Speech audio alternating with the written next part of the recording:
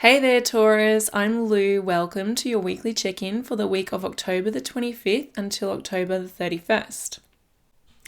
This week we are officially in Scorpio season. It started on Tuesday, okay? So we've got a month of Scorpio energy. We've got the sun there, we've got Mercury there, we've got Mars there for a little bit as well. Mars in rulership in Scorpio.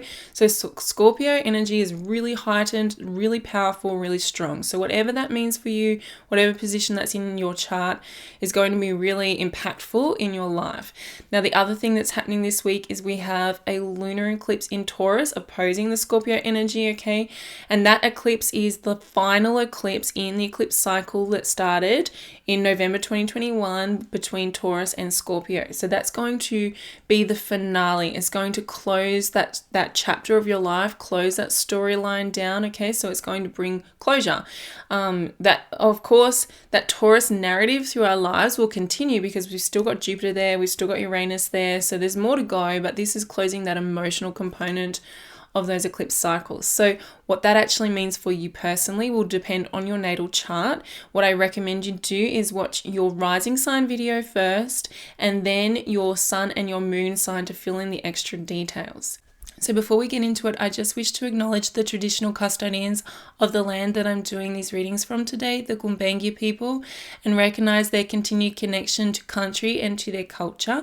And I wish to pay my respects to the elders past, present, and emerging. Let's do it.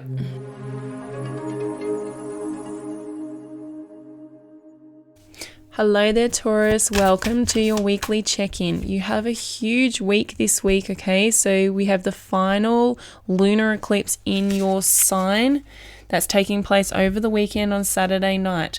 Now, this has been an eclipse cycle that you have been engaging with since November 2021. This is the last one, and it's going to bring a lot of closure. So this has been encouraging you to closure the world, see? It has been encouraging you to really create some sort of emotional realm, some sort of emotional body around the person that you are becoming, the person that you are, the character that you are, the character that you want to be for your future. So what I mean by that is, like, if you look into your future and you think about all the things you want, all the desires you have for yourself, how it would look if you were to visualize that and make like an imaginary blueprint of it in your mind, okay, what kind of person would you be if you were living that life? So what kind of actions would you be doing? What kind of things would you do on a daily basis? What kind of thoughts would you think? What kind of people would you be interacting with? All that sort of stuff. But with the moons, with the nodes and the moon, it's really about what kind of emotions would that person feel. So let your emotions flow. So this is something you can use over that weekend through this eclipse to tap into. A way to tap into that energy is to consider and take that time out, even journal about it. What kind of emotions would a person feel who had the life that I'm desiring to create for myself? Because that's a part of building our character. So then when you identify the emotions, say this person would feel gratitude, this person would feel appreciation, this person would feel satisfaction, then it's like, okay, this person would feel joy or, connection or whatever it is you're looking for. Maybe they'd feel prosperity. It's about looking at those emotions and going, okay, in my life, where do I feel them on a daily basis? Like, do I feel them already? And if not, how? How can I feel them every single day? So we start to find ways to feel those emotions anyway in our daily life now. And then that is what the catalyst that creates that in our life from the external level into the future, draws that future into us. You have to feel it now for the future to arrive, okay? So this is about looking at that. This is about a culmination point because it's the final one, all right? So you're getting closure around any old emotional habits, any old emotional body energy that you can close out. Maybe you have an emotional signature of depression or shame or, something like negative that you don't want to carry forward. This is a really good time to do that healing work and uplift it, shift it, move it out.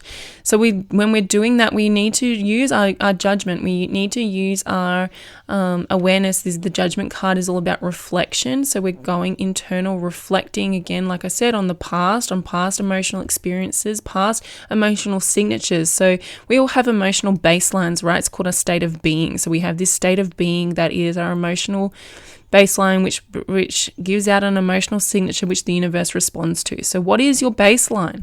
And is that baseline serving where you want to go? So that's where this judgment card comes in, where you reflect on it and you judge whether you are, how close you are or how far away you are from that emotional life that you want for yourself. See, the thing about it is, like I said, you have to feel the emotions first before the experience comes into your life. You can't wait for the experience to come into your life to feel those emotions.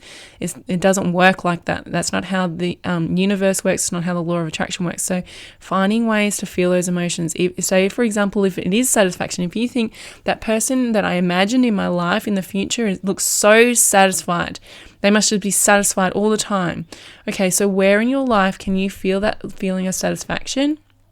Okay, on a daily basis, and identify where you can feel it, identify what adjustments you could make so you could feel it, and then acknowledge that every single day. Every moment that you feel satisfaction, say, I'm feeling satisfied. Keep telling yourself that, keep amplifying that feeling, and the more that you do that, the more it will become habit, the more your future will start to look like that.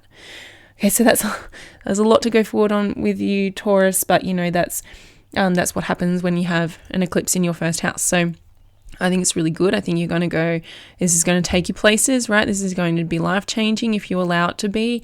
So have a really beautiful week. Good luck with it all, and I will see you next week. Take care.